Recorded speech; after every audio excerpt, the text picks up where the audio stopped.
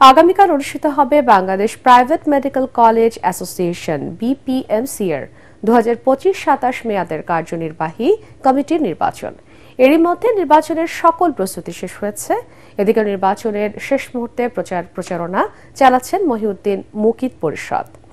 দিন বদলের অঙ্গীকার নিয়ে বেসরকারি মেডিকেল কলেজ মালিকদের সাথে মতবিনিময় এবং কলেজের স্বার্থ সংশ্লিষ্ট নানা বিষয়ে কথা বলছেন তারা। নির্বাচনে 110 জন ভোটার 21 সদস্য বিশিষ্ট নির্বাহী কমিটি নির্বাচিত করবেন। এই নির্বাচনে মহিউদ্দিন মুকিত পরিষদ সহ মোট 2টি প্যানেল অংশ নিচ্ছেন, যেখানে 22 থেকে 42 নম্বর ব্যালটে সব পদে ভোট দেওয়ার অনুরোধ জানিয়েছেন তারা।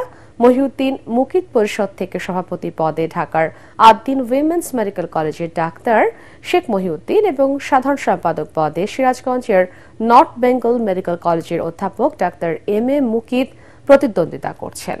এরই মধ্যে নির্বাচনে মহিউদ্দিন মুকিত পরিষদ বেসরকারি মেডিকেল কলেজের স্বার্থ সংশ্লিষ্ট নানা অঙ্গীকার করেছেন।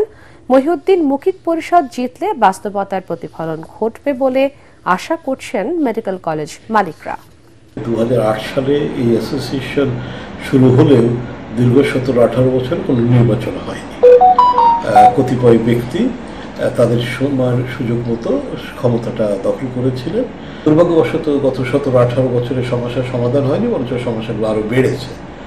আমরা প্রত্যাশা করছি যে মহিউদ্দিন মুকিত যে পরিষদ অন্যদের সাথে নিয়ে এই নির্বাচনে প্রতিদ্বন্দ্বিতা করছে, তারা জয়ী হলে প্রাইভেট মেডিকেল কলেজগুলোর জন্য একটি হয়তো ভালো ভবিষ্যতের জন্য তারা অন্তত সংগ্রামটা করবে এবং একটা ভালো ভবিষ্যৎ হয়তো প্রত্যাশা করা যাবে।